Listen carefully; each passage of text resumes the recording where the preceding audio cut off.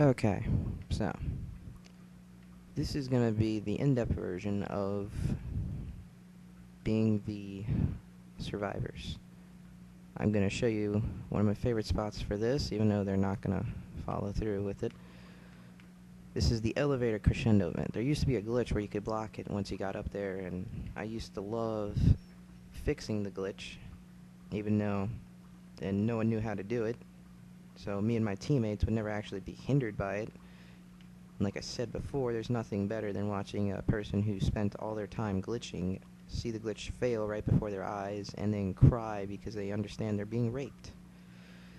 And this spot right here, if you get your whole team in this spot, they like mold together and become one super survivor human. It's like a Bill, Zoe, Francis, Lewis combination.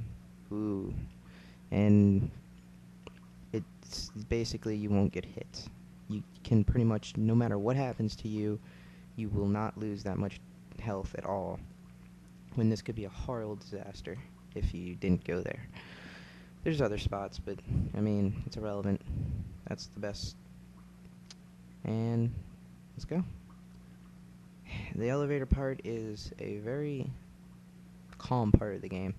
It's the time where the computers talk to each other and say funny things that, well, I guess Valve thought were funny, and where my friend Bob does the monkey dance, which I can't really show you, but trust me, it's hilarious. And also, it's where you choose what your next plans are.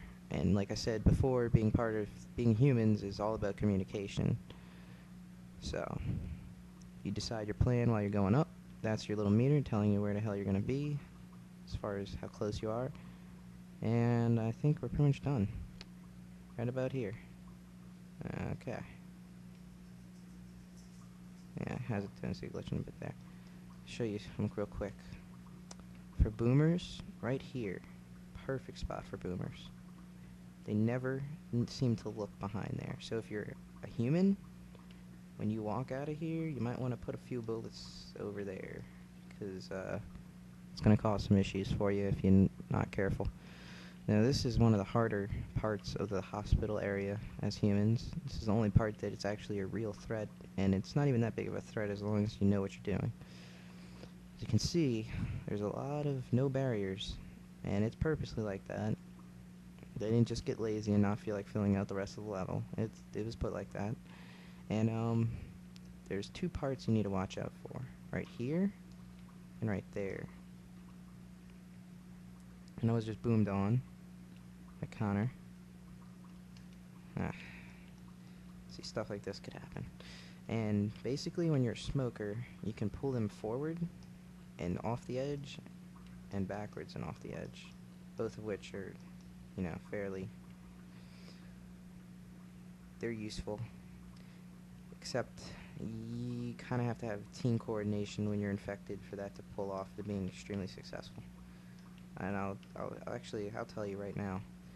Smoker pulls them off here, then your the three teammates go to help, and a hunter pounces one of them and could possibly push off the other two. And that's an insta-win. Congratulations. Which means, when you're playing as humans, you send one person to go pick that guy up, and the other two watch the dude's back. Because you don't want to all get pushed off. It's happened to me, and there's nothing more frustrating. Nah, Hunter. Let's see. That's pretty much it, really. As long as you keep team communication through the whole game, you should be fine with being humans. There's other little tidbits, but I pretty much told you all of them. Crouching improves accuracy. You should crouch if you're in the front of the group, because it prevents from being shot. I usually don't, because I'm a crazy mofo and I really don't care. Plus I'm always moving, so it's really hard. And that's another thing, when you're playing as humans, you gotta constantly keep moving through the whole game. If I would have found a witch, I would have took care of that, but it's not a witch here. So, but I showed you the witch anyway. Basically, like I said, you want to stay away from her, turn off your light, run up to her, put a couple of shots into her, and that's only if there's not any special affected around. Like Connor right over there. And, yeah, that's pretty much it to being humans. It's an easy It's easy. Just keep your communication. I cannot stress that enough. Communication is key to being infected and humans.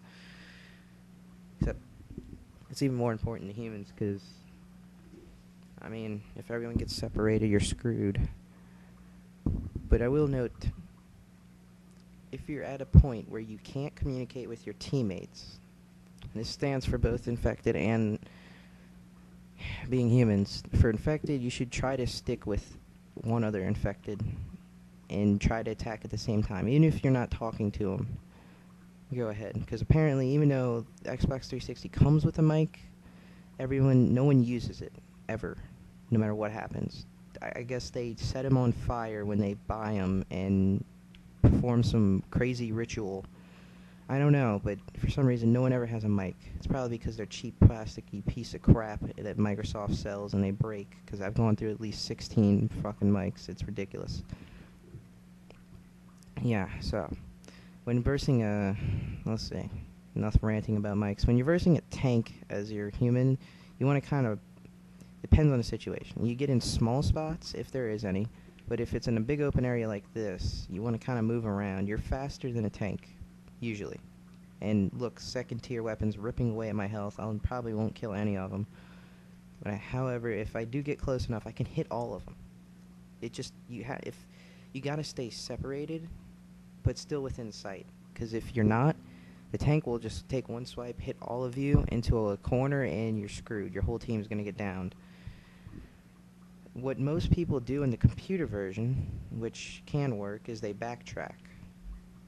Problem is, in the beginning of levels, there's not much backtracking that can be done. And in later levels, backtracking is kind of a risky thing to do.